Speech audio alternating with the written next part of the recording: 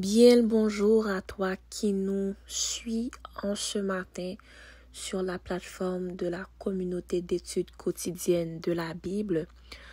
Nous sommes heureux de pouvoir nous retrouver encore une fois. Cette fois-ci, non pas pour étudier la leçon des jeunes, mais plutôt de faire un résumé, un recap de ce qu'on a pu voir pendant ce trimestre. Nous avons passé 13 semaines à étudier la leçon des jeunes qui avait pour titre Jésus et la liberté.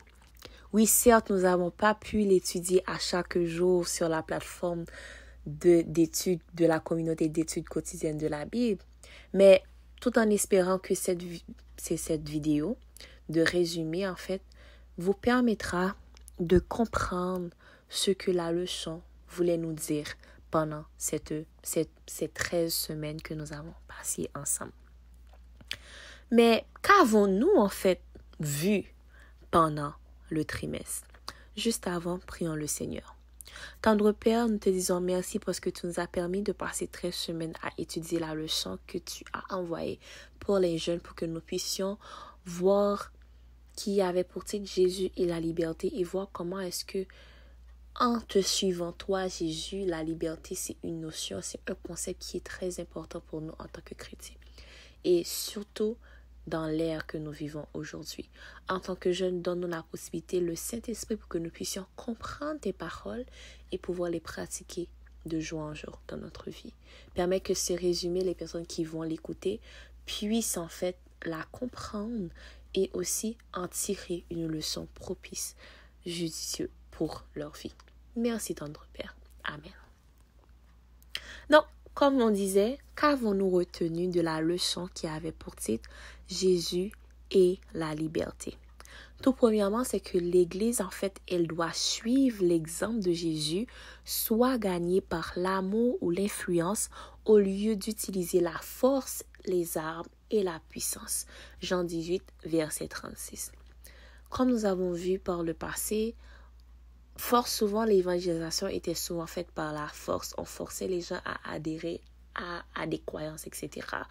Mais Dieu, en fait, il veut que nous fassions le contraire. Il veut que nous allions chercher les gens, que nous évangélisons aux autres, mais avec amour ou par notre influence. Et l'influence, ça va être le fruit que nous allons porter lorsque Dieu, en fait, nous allons laisser Dieu nous transformer. On peut voir aussi que la loi de l'amour est la base du gouvernement de Dieu. Le bonheur de tous les êtres créés dépendait de leur parfait accord avec les grands principes de cette loi. Dieu demande de toutes ses créatures un service d'amour, un hommage qui découle d'une appréciation intelligente de son caractère. Ne prenant aucun plaisir à une obéissance forcée, il accorde à chacun le privilège de la liberté morale permettant à tous de lui rendre un service volontaire. En d'autres mots, Dieu veut que nous lui servons parce que nous allons le faire avec amour de notre propre gré. Il ne nous force pas à le suivre. Il ne nous force pas à respecter ses principes. Et c'est là toute la beauté du libre arbitre, c'est que Dieu nous laisse. Mais nous devons savoir qu'à chacune de nos décisions, il y a des conséquences. Les gens, en fait, sont de plus en plus préoccupés par les menaces croissantes qui pèsent sur la liberté religieuse. D'où le nombre croissant, en fait, d'événements similaires planifiés par diverses organisations et l'Église. Les jeunes adultes que nous sommes, aujourd'hui, nous devons nous attendre en fait à ce que cette question, donc la question de la liberté religieuse, soit un sujet d'intérêt dans les années à venir. Parce que nous avons vu que la liberté religieuse, elle est souvent comme questionnée lorsque on a un rapport avec l'État, avec le gouvernement, avec les lois, etc. La compréhension en fait de l'œuvre adventiste par rapport à la prophétie biblique va nous amener en fait à croire que la liberté religieuse va devenir un sujet central de débat populaire et d'intérêt public. Si la liberté religieuse est effectivement une crise imminente, il serait bon que tous les citoyens se dotent de perspectives bibliques sur cet important sujet. Ellen G. White, en fait, va nous exhorter en ces termes. Nous devons nous faire connaître sous notre vrai jour pour faire tomber les préjugés. Nous devrions exposer devant le public la question telle qu'elle se présente. Ce serait là un moyen efficace pour protester contre les mesures qui tentent de porter atteinte à la liberté de conscience.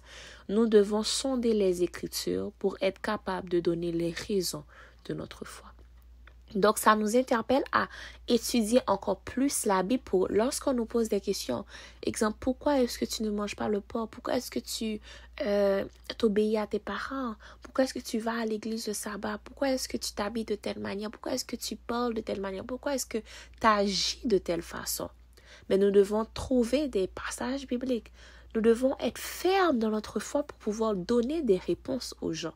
Et c'est pas avec nos réponses, en fait, que nous allons apporter comme un plus à ce que les gens y voient déjà de notre comportement.